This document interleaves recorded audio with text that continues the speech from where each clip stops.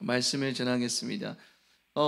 예전에 지난해 가을에 순천만에 우리 교회에서 이제 순천만에 한번 간 적이 있습니다. 순천만 갈대밭 알죠, 그죠?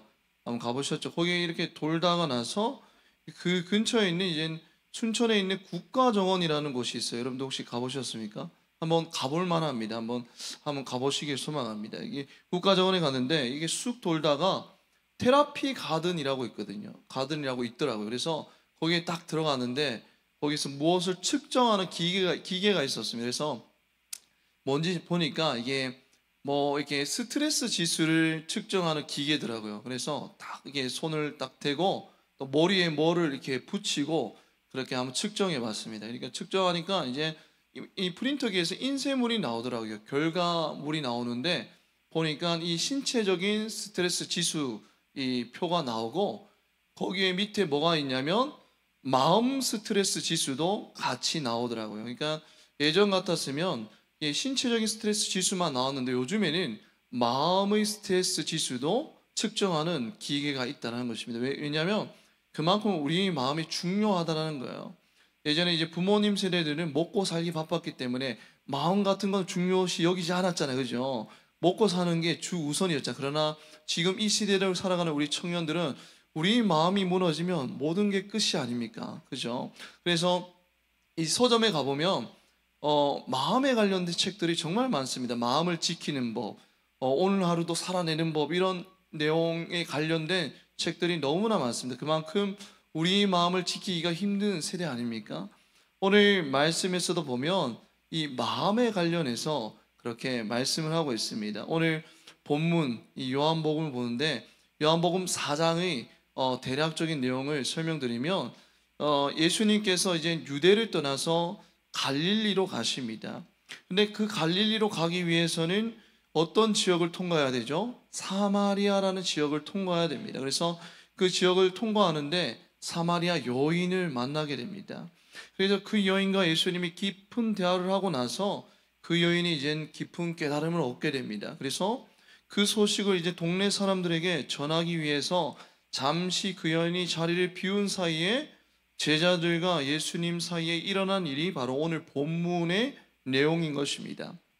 31절에 보면 이 여인이 동네 사람들에게 소식을 전하려고 잠시 자리를 비운 사이에 제자들이 예수님께 뭐 하라고 청하고 있죠? 음식을 드시라고 청하고 있습니다. 왜죠? 이 제자들은 예수님께서 시장하실 것이라고 생각해서 음식을 드시라고 청하였을 것입니다. 정말 순수한 마음 아닙니까? 정말 배려하는 마음, 언제나 늘 그 마음이 예수님을 향해 있는 것, 정말 칭찬할 만한 것 아닙니까?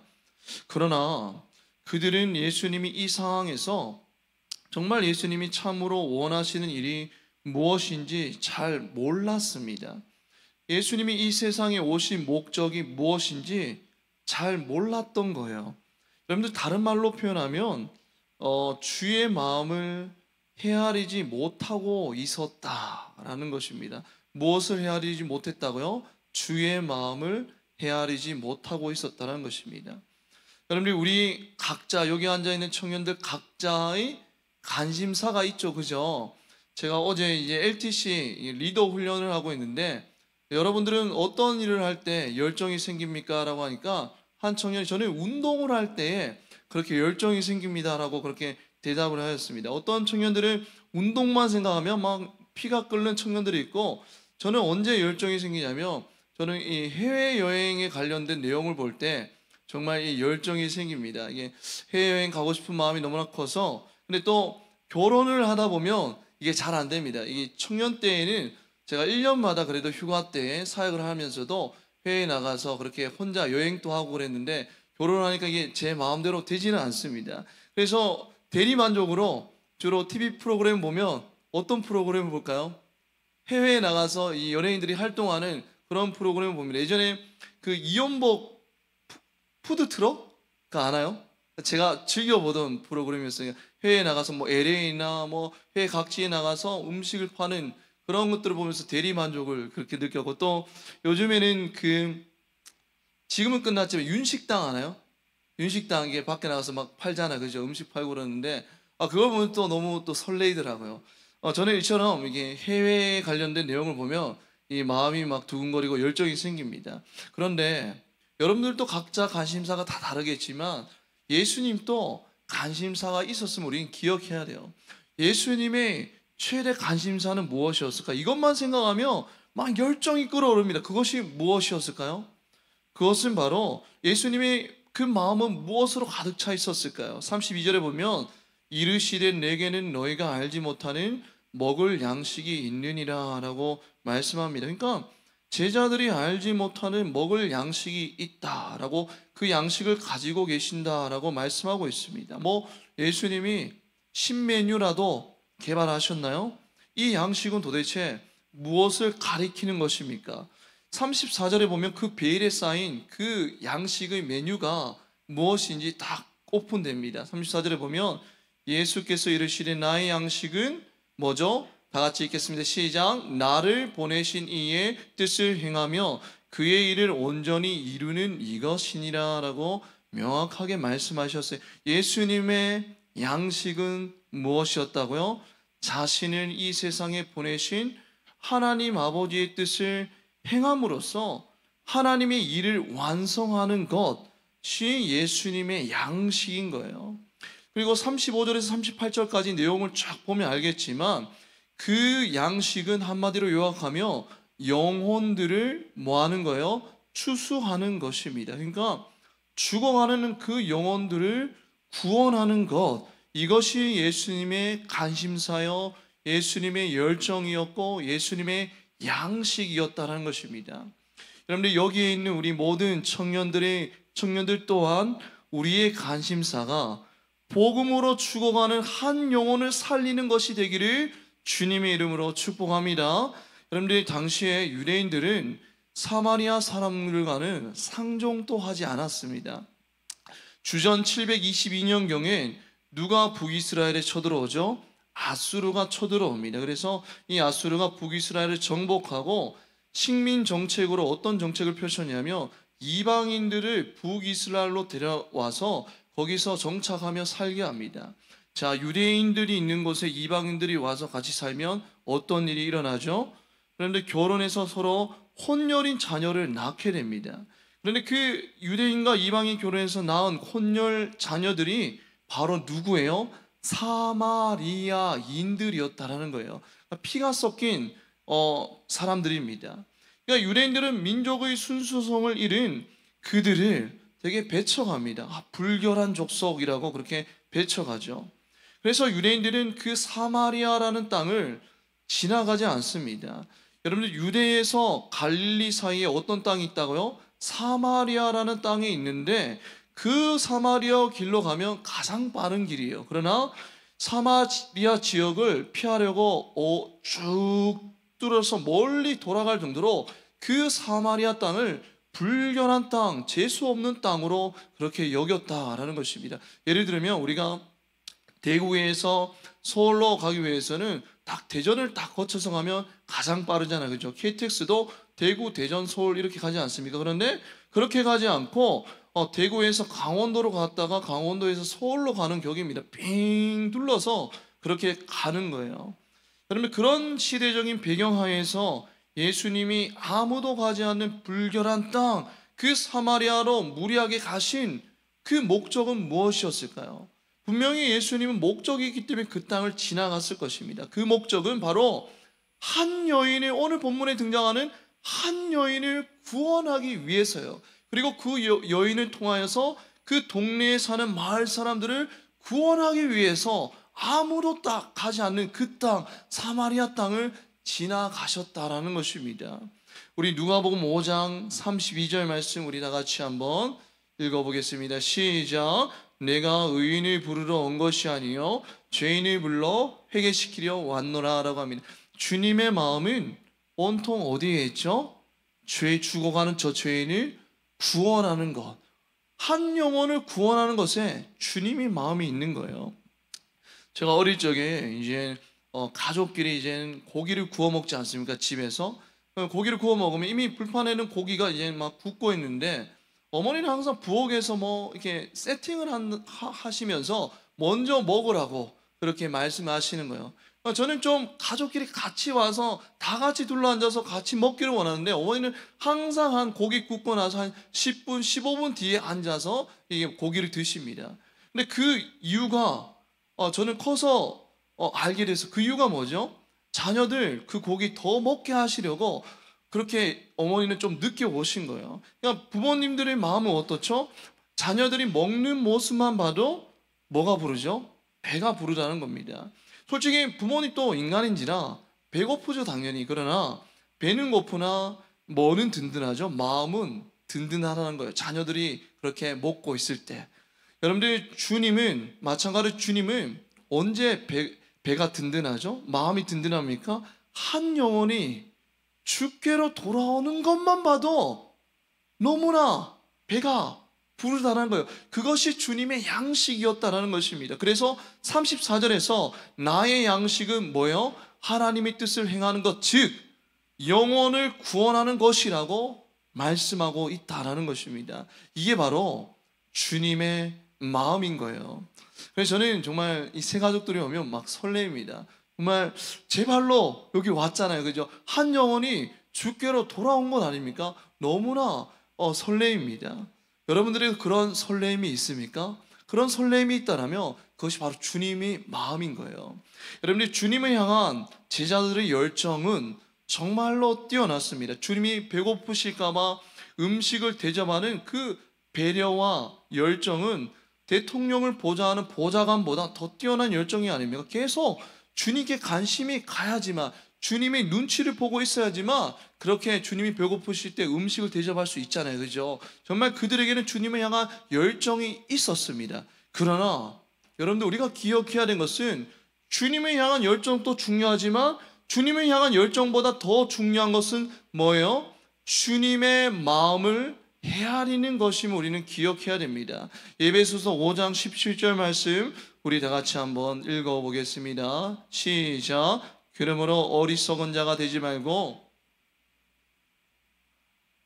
오직 주의 뜻이 무엇인가 이해하라. 여러분들 뜻 안에 뭐가 있죠? 마음이 있습니다. 뜻 안에 마음이 있는데 여러분들 이 말씀 뭐냐면 즉 너희는 주님의 마음을 헤아려라 라는 그런 말씀인 거예요. 주님의 마음을 헤아려라.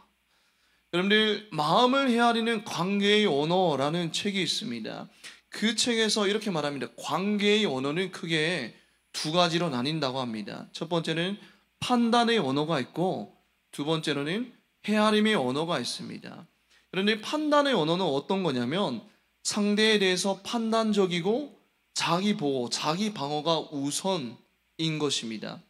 그래서 언어가 되게 어떻죠? 딱딱하고 차갑고 닫혀 있어요. 왜냐하면 상대를 판단하고 자기를 보호하기 위해서 언어가 딱딱할 수밖에 없잖아요, 그죠? 차가울 수밖에 없습니다. 되게 언어가 닫혀 있습니다. 그러나 여러분들 헤아림의 언어는 어떤 언어죠? 비판단적이고 판단하지 않고 상호 교류가 목적인 것입니다. 그래서 언어가 되게 부드럽고 따뜻하고 열려 있다라는 거예요. 근데 이 마음 헤아리기 언어의 기본은 되게 간단합니다.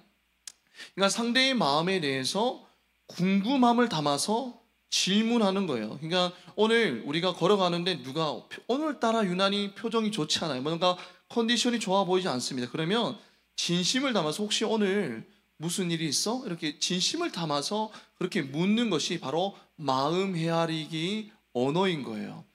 여러분들 제자들은 주님을 향한 분명한 열정은 있었으나 뭐가 없었죠? 이런 마음을 헤아리는 그런 질문이 전혀 없었다라는 것입니다. 여러분 27절로 돌아가면 다시 한 번 더 오늘 본문 27절 한번 읽어볼까요? 시작. 이때에 제자들이 돌아와서 예수께서 여자와 말씀하신 것 이상히 여겼으나 무엇을 구하시나이까? 어찌하여 그와 말씀하신 묻는 자가 없더라. 묻는 자가 없대요. 아까 마음을 헤아리는 그 언어의 기본이 뭐였다고요? 질문이에요. 혹시 오늘 무슨 일이 있니? 라고 진심을 담아서 질문하는 것이 마음 헤아리기 언어의 기본 아닙니까? 그런데 여러분들 유대인이라면 상종도 하지 않은 그 더러운 사마리아 여인과 깊이 말씀하시는 그 예수님, 분명히 이유가 있기 때문에 깊이 대하하셨을 것입니다. 정말 시덥잖은 농담 따먹기 하려고 힘들게 사마리아 땅까지 온 것이 아니라는 거예요. 여러분들, 예수님의 마음이 그녀에게 있기 때문에 그녀와 대화하신 것입니다. 그러나 그것을 보고도 제자들이 어떻게 반응했죠? 이상히 여기기만 했지 뭐가 없었죠? 왜 그녀와 대화를 하는지 묻지 않았다라는 것입니다. 묻지 않았다라는 것은 한 영혼을 향한 주님의 마음을 헤아리지 못했다라는 거예요. 그녀를 향한 주님의 마음을 제자들은 헤아리지 못했다라는 것입니다. 주님, 도대체 왜 그녀와 오랫동안 깊이 대화하십니까? 라는 질문으로 주님의 마음을 헤아릴 시도조차 하지 않았다라는 거예요. 오직 그들은 주님의 마음을 섣불리 판단하기만 했다라는 것입니다. 31절 보면 우리 다 같이 볼까요? 시작. 그 사이에 제자들이 청하여 이르되 랍비여 잡수소서. 좋습니다. 잡수소서라고 합니다. 여러분들, 잡수소서의 원어는 파괴입니다. 파괴. 근데 이 파괴는 부정과거 명령형이에요. 부정과거 명령형. 이 부정과거 명령형은 시급히 무엇을 하도록 요청하는 의미가 담겨져 있습니다. 그러니까 제자들은 자신이 해야 할 가장 시급한 일이 예수님이 식사 문제를 해결하는 것이라고 판단했다라는 것입니다. 그러나 주님의 관심은 여러분들 먹는 것에는 전혀 관심이 없으셨다는 거예요. 그런데 그들은 예수님께 묻지도 않고 그냥 판단해버립니다. 아, 주님이 지금 배고프실 거야. 가장 먹는 것에 지금 관심이 있으실 거야. 그렇게 섣불리 판단해버립니다. 여러분, 마가복음 8장 31절에 보면 예수님이 제자들에게 말씀하십니다. 인자가 많은 고난을 받고 죽임을 당하고 사흘 만에 살아날 것이라 라고 말씀합니다. 그때 그 말씀을 들은 베드로의 반응이 어땠죠? 주님, 그리하지 마옵소서. 이 일이 결코 주께 미치지 아니하리라 라고 합니다. 그러니까 주님을 생각하는 그 주님의 열정이 느껴지지 않습니까? 주님, 그렇게 하지 마옵소서라고 그렇게 주님을 향한 뜨거운 열정이 느껴집니다. 그런데 주님이 뭐라고 베드로에게 말씀하시죠? 베드로를 꾸짖어 이르시되 사단아, 내 뒤로 물러가라. 네가 하나님의 일을 생각하지 않고 도리어 사람의 일을 생각하는도다 라고 베드로를 꾸짖습니다. 여러분들, 베드로는 예수님의 그 말씀을 듣고 주님의 마음을 헤아리는 질문은 전혀 없었어요. 하나님의 일에 대한 주님의 마음을 헤아리는 질문은 도저히 없었다라는 것입니다. 대신 그 말씀에 대해서 섣불리 판단해버리죠. 주님, 그러시면 안 됩니다. 판단하고 그냥 바로 행동해버린 것입니다. 그래서 주님 말을 사단아, 물러가라. 그것은 하나님의 생각이 아니라 사람의 일을 생각하는 것이라고 그렇게 일침을 날려버립니다. 여러분들, 우리가 기억해야 하는 것은 주님을 향한 열정보다 더 중요한 것은 뭐라고요? 주님의 마음을 헤아리는 것이 더 중요하다는 사실을 우리는 기억해야 됩니다. 저도 인간인지라 사역을 하다 보면 때로는 외로울 때가 있습니다. 이 세상에 혼자 남겨진 것 같은 그런 외로움을 느낄 때가 있습니다. 그런데 그렇게 외로움을 느낄 때 정말 가장 힘이 되는 사람은 어떤 사람일까요?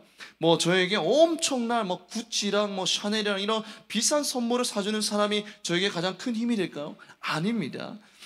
지난주에 우리가 이 말씀이 끝나고 뭐를 먹었죠? 피자를 먹었잖아요. 그죠? 그 피자 누가 사주셨죠? 이상훈 장로님이 사주셨죠. 누가 사주신지 기억하고 우리 그래도 먹어야 되잖아요. 그죠? 근데 이상훈 장로님이 피자를 사주셔서 정말 힘이 난 것도 있지만, 정말 제가 너무나 힘이 난 것은 우리 청년부에게 늘 관심을 가지고 우리 청년부를 헤아리는 그 마음이 너무나 저에게 큰 힘이 되었어요. 관심이 없으면 여러분들 지갑을 열 수가 없잖아요. 그죠? 관심이 있기 때문에 지갑을 여신 것입니다. 그리고 또 한 가지 저에게 큰 힘이 된 것은 청년부 사역자의 고충을 헤아리는 그 마음이 저에겐 너무나 큰 힘이 되었습니다. 그 마음을 헤아리는 그 말 한마디 한마디가 저에게 사실 얼마나 큰 힘이 되었는지 모릅니다. 근데 주님도 마찬가지예요. 여러분들이 돈을 많이 벌어서 뭐 엄청난 11조를 내거나 봉사를 엄청 열심히 해서 주님이 힘이 나는 것이 아닙니다. 주님의 마음을 움직이는 사람은 어떤 사람인지 압니까? 바로 주님의 마음을 먼저 헤아리는 사람이 주님의 마음을 움직이는 사람이에요. 여러분들이 어떤 문제를 만났습니다.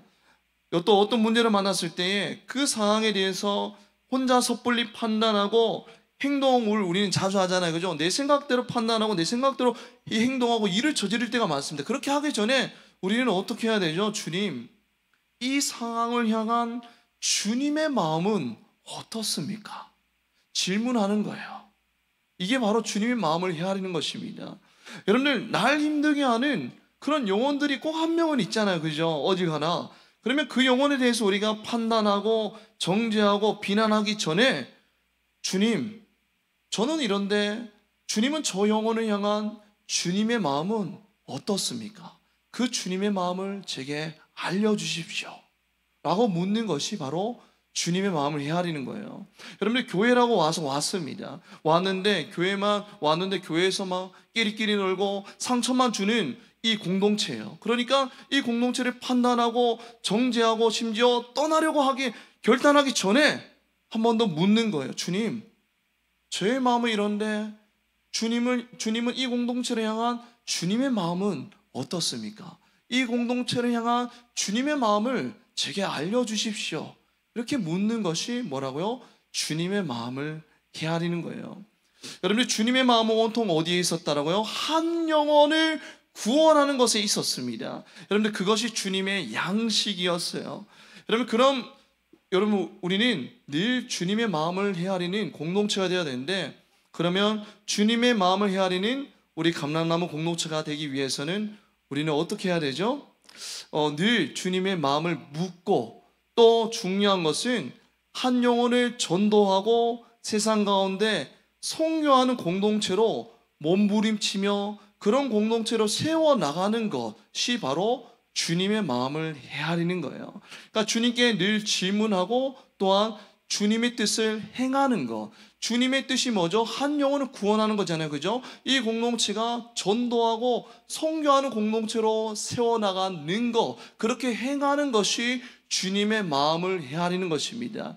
늘 주님의 마음을 묻고 또 그 마음, 그 뜻대로 행함으로 주님의 마음을 먼저 헤아리는 우리 감람나무 청년부 되기를 주님의 이름으로 축복합니다.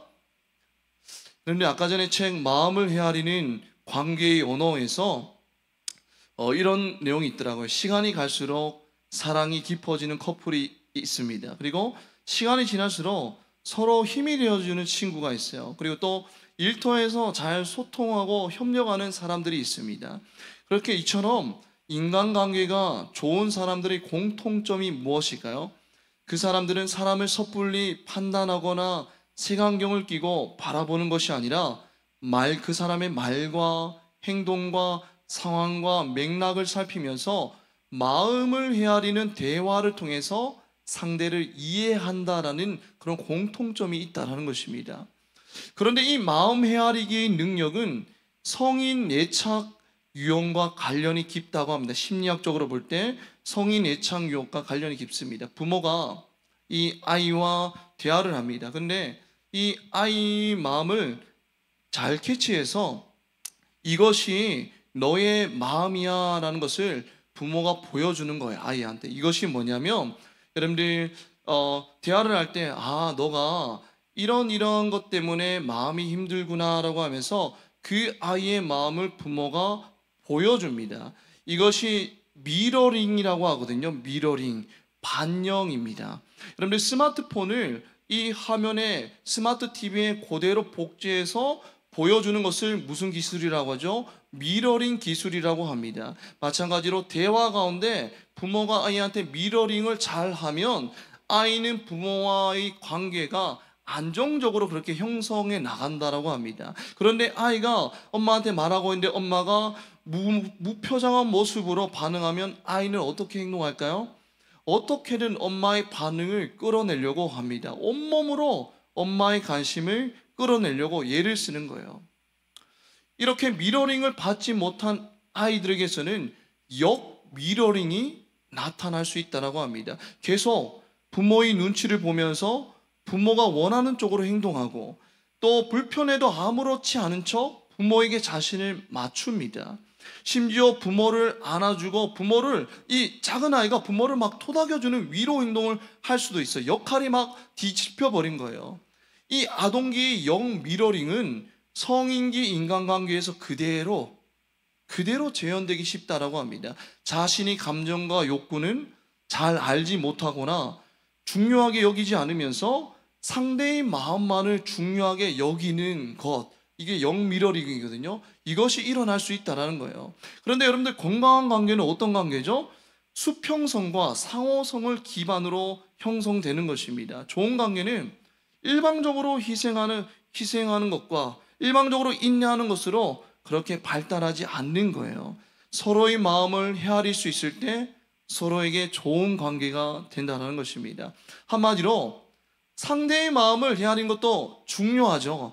그러나 그에 못지않게 중요한 것이 뭐라고요? 내 마음을 헤아리는 것이 정말로 중요하다는 것입니다. 내 자신을 사랑하지 못하면 누구도 사랑할 수 없죠. 상대방도 사랑할 수 없는 게 우리 인간 아닙니까? 마찬가지로 내 마음을 제대로 헤아리지 못하는데 어떻게 남의 마음을 온전히 헤아릴 수 있겠습니까? 우리가 주님의 마음을 헤아리는 것 상당히 중요합니다. 그러나 그것 못지않게 중요한 것은 뭐예요? 늘 나의 마음을 헤아리는 것도 정말 중요하다는 것입니다. 여러분들, 나도 내 마음을 알 수가 없을 때가 많죠, 그죠? 여러분들, 나도 내 마음을 잘 헤아리지 못하는데 어떻게 주님의 마음을 온전히 헤아릴 수가 있습니까? 여러분들, 때로는 내가 왜 화가 났는지, 오늘 내가 왜 기분이 나쁜지, 여러분, 내 마음을 헤아리지 못할 때가 많잖아요. 이게 바로 우리 인간의 연약함입니다. 그런데 성경은 그런 우리 연약한 우리에게 우리의 마음을 헤아리는 방법을 여러분 친히 우리에게 알려주고 계세요. 마가복음 4장 24절에서 25절 말씀 우리 다 같이 한번 큰 소리로 읽겠습니다. 시작.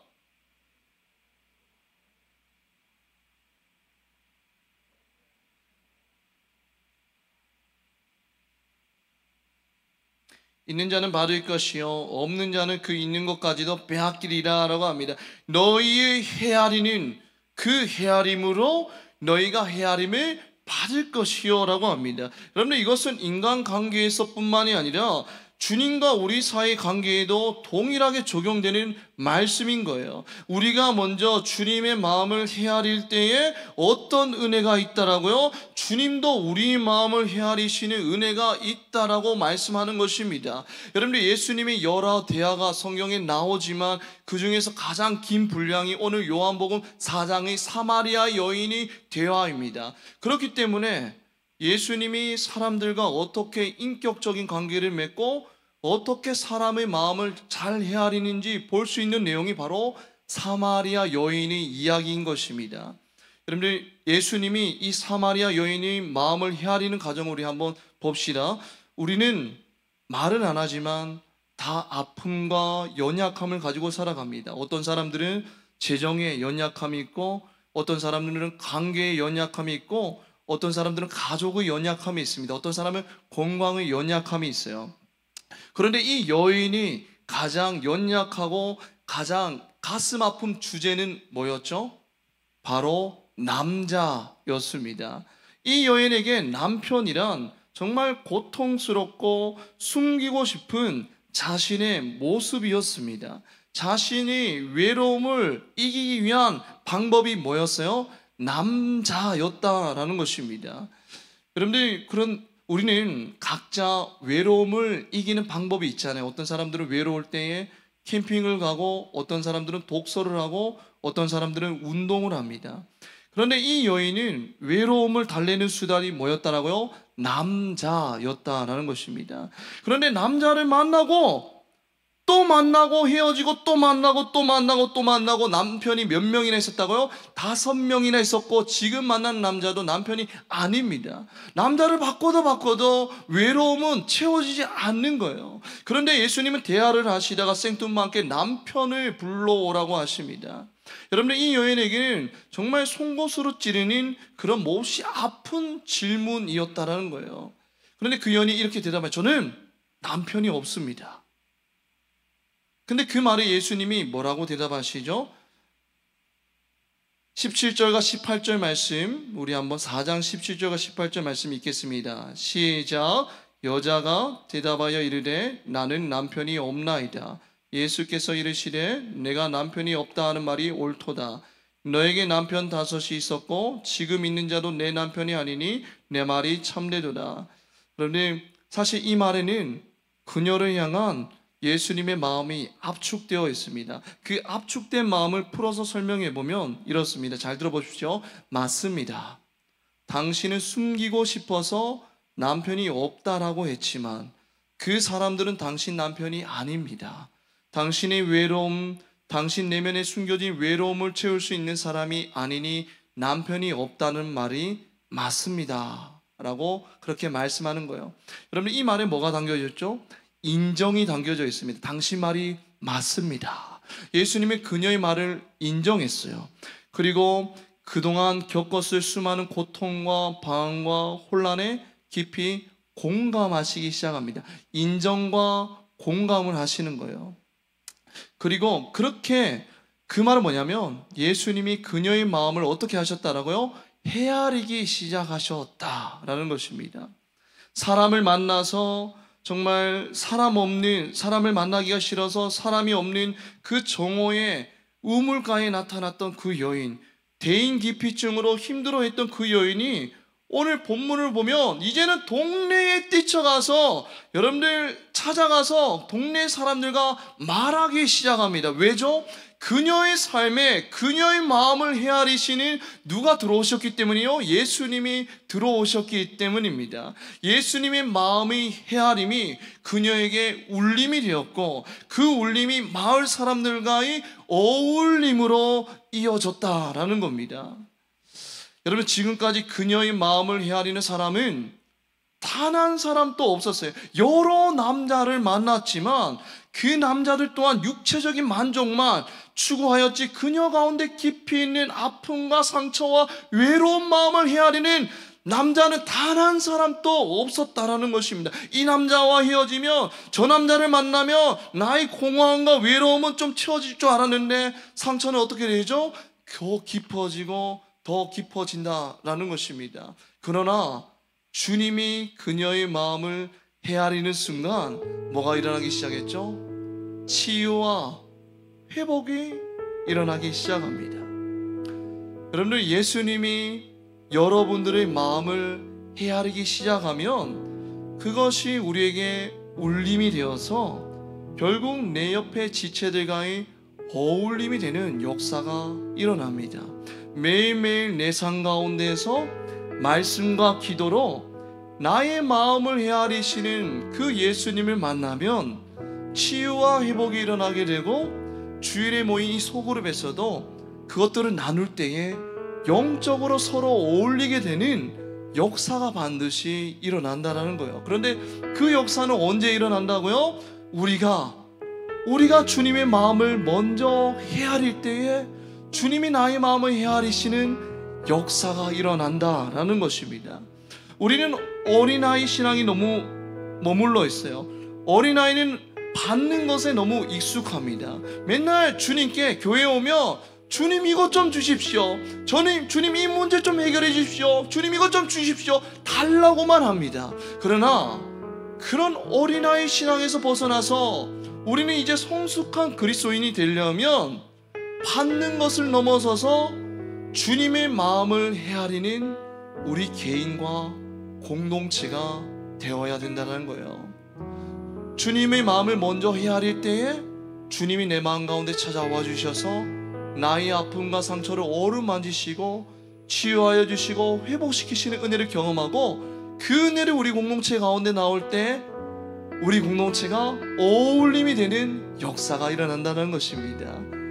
우리 올 한 해는 늘 먼저 주님의 마음을 헤아림으로 우리 마음을 헤아리시는 주님을 경험하고 그 은혜가 우리 공동체 가운데 가득 차서 울림이 어울림이 되는 역사를 경험하는 우리 감람나무 공동체가 되기를 주님의 이름으로 축복합니다. 이 시간 우리 다 같이 찬양하며 나아가겠습니다.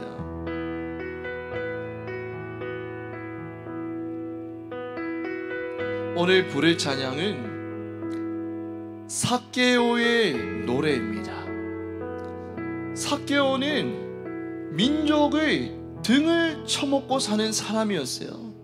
그렇기 때문에 유대인들은 삭개오만 보면 저 죽어도 마땅할 놈이라고 정죄했습니다. 그러니까 삭개오는 자신의 마음을 나눌 사람이 아무도 없었다는 거예요. 자신의 외로움과 공허한 마음을 헤아리는 사람이 없었다는 거예요. 그런데 그런 삭개오의 가운데 예수님이 등장하셔서 예수님이 말씀하십니다. 삭개오야, 나무에서 내려오라. 내가 오늘 네 집에서 유하겠다라고 말씀하십니다. 주님은 그 많은 사람들 가운데 외롭고 공허한 삭개오의 마음을 헤아렸던 거예요. 그 마음을 헤아리는 주님을 만났을 때 삭개오 가운데 치유와 회복이 일어나기 시작합니다. 주님은 오늘도 여러분들의 마음을 헤아리기를 소망합니다. 그런데 그 은혜를 언제 경험할 수 있다고요? 우리가 먼저 주님의 마음을 헤아릴 때 우리의 마음을 헤아리시는 주님을 만날 수 있다는 거예요. 이 시간 우리 다 같이 오늘 말씀을 기억하면서 삭개오의 노래 다 같이 찬양하며 나아가겠습니다.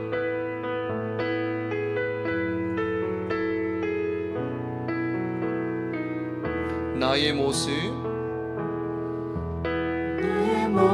점점 작아져가고 나의 소망 멀리 사라져갈 때 텅 빈 나의 마음을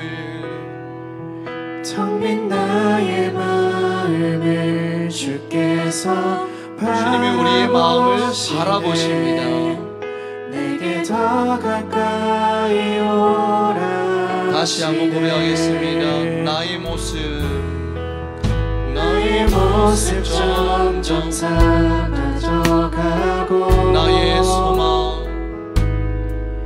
나의 소망 멀리 사라져갈 때 텅 빈 나의 마음을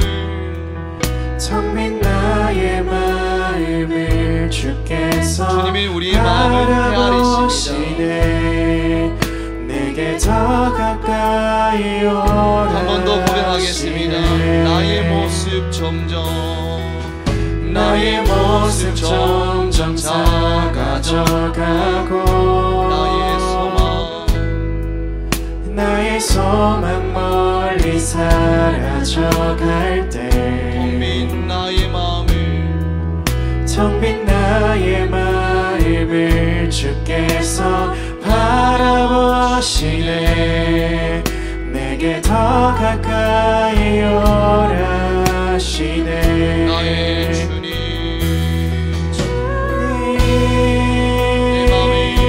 내 맘을 사랑으로 채워주십니다.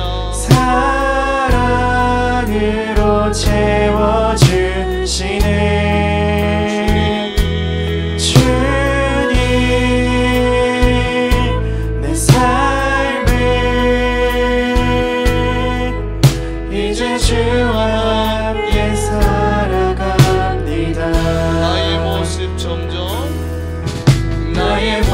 점점 작아져가고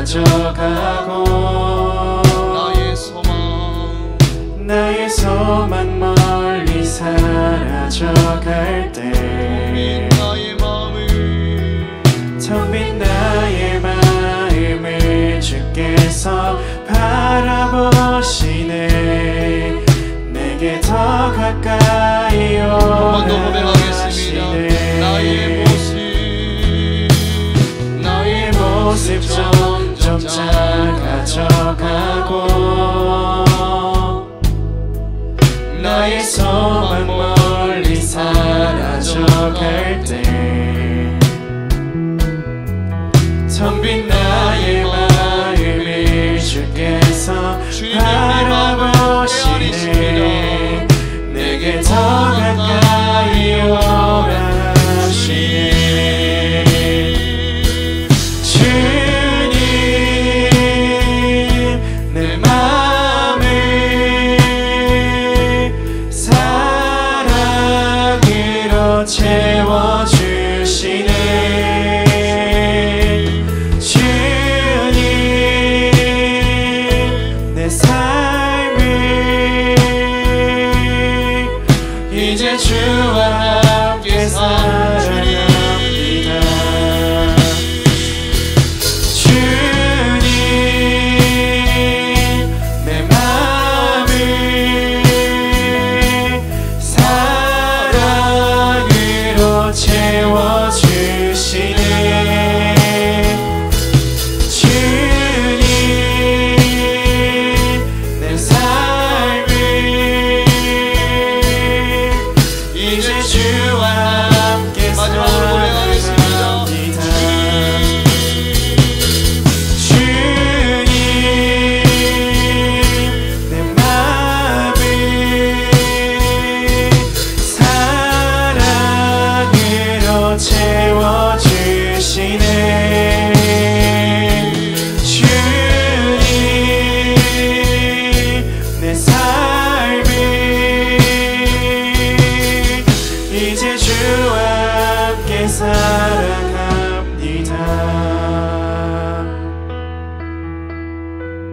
예수께서 이르시되 나의 양식은 나를 보내신 이의 뜻을 행하며 그의 일을 온전히 이루는 이것이니라 라고 말씀하셨습니다. 예수님의 양식은 죽어가는 그 영혼들을 구원하는 거예요. 예수님은 죽어가는 그 한 영혼이 주께로 돌아오는 것만 봐도 너무나 배가 든든한 거예요. 그러나 주의 제자들은 그러한 주님의 마음을 헤아리지 못하고 온통 유구의 양식에 집중하고 있었습니다. 주님을 향한 열정은 있었지만 주님의 마음을 헤아리지는 못했던 거예요. 주님을 향한 열정보다 더 중요한 것은 주님의 마음을 헤아리는 것입니다.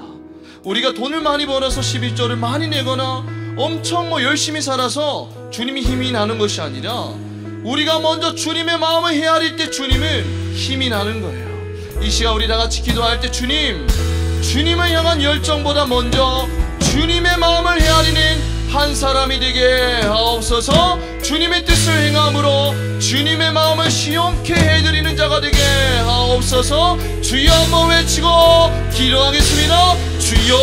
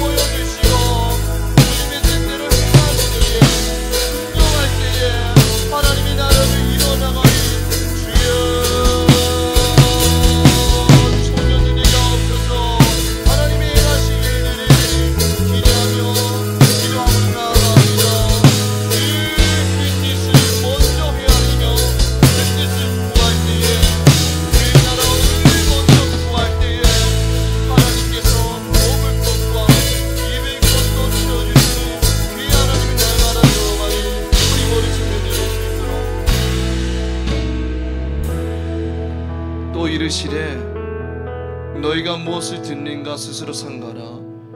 너희 헤아리는 그 헤아림으로 너희가 헤아림을 받을 것이며 더 받으리니라고 말씀합니다. 우리가 옆에 힘들고 어려운 지체가 있을 때 먼저 다가가서 힘이 되어주면 나 또한 힘이 들 때 그 지체가 나에게 힘이 되어줍니다. 그런데 이것은 인간관계에서 뿐만이 아니라 주님과 우리 사이의 관계에서도 동일하게 적용되는 말씀이에요. 우리가 주님의 그 마음을 먼저 헤아릴 때 어떤 은혜가 있죠? 주님도 우리의 마음을 헤아리시는 은혜가 있다는 것입니다. 우리는 주님께 달라고만 하는, 받기만 하는 어린아이 신앙에서 벗어나서 먼저 주님의 마음을 헤아리는 신앙으로 성장해야 돼요. 오늘 또 한 영혼을 향한, 이 공동체를 향한, 이 나라를 향한, 이 열방을 향한 주님의 마음이 무엇인지 먼저 헤아리는 신앙으로 성장해 나가야 된다는 것입니다. 그럴 때에 주님께서 우리의 외롭고 힘든 마음을 헤아리시고 회복시키시는 은혜를 부어주신다는 거예요. 이 시간 우리 마지막으로 기도할 때, 주님, 우리가 먼저 주님의 마음을 헤아리는 성숙한 자가 되게 하옵소서. 그럴 때 우리 마음을 헤아리시고 회복시키시는 주님을 만나게 하옵소서. 주여 한번 외치고 기도하겠습니다. 주여,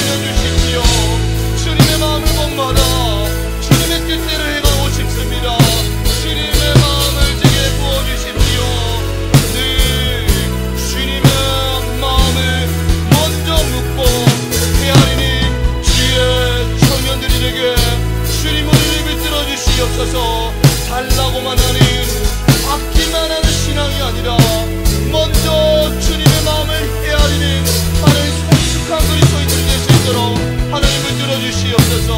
하나님, 이 영혼들을 향한, 이 열방을 향한 주님의 눈물, 그 눈물을 헤아리는 자들이 될 수 있도록 하나님 붙들어 주셔서 날마다 주님이 부어주시는 회복과 은혜를 마음껏 경험하는 우리 모든 청년들이 될 수 있도록 하나님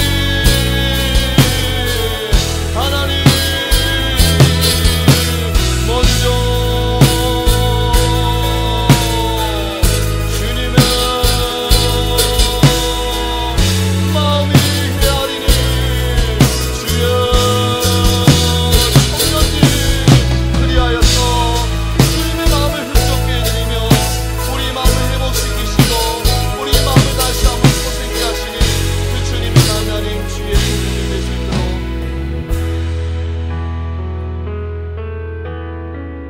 하나님, 우리는 하나님을 사랑한다고 하지만, 하나님을 향한 열정은 가득하지만, 한 영혼을 향한, 이 공동체를 향한, 이 나라를 향한, 이 열방을 향한 하나님의 마음을 헤아리지 못하였음을 용서하여 주옵소서. 늘 먼저 하나님의 뜻을 구하고 온 열방을 향한 하나님의 눈물을 먼저 헤아릴 때에 우리 가운데 찾아와 주시고 우리 아픔과 외로움과 상처를 어루만지시며 회복시키시는, 우리 마음을 헤아리시는 살아계신 주님을 날마다 만날 수 있는 우리 복된 청년들 될 수 있도록 하나님 축복하여 주시옵소서. 사랑이 많으신 우리 주 예수 그리스도 이름으로 기도드립니다. 아멘.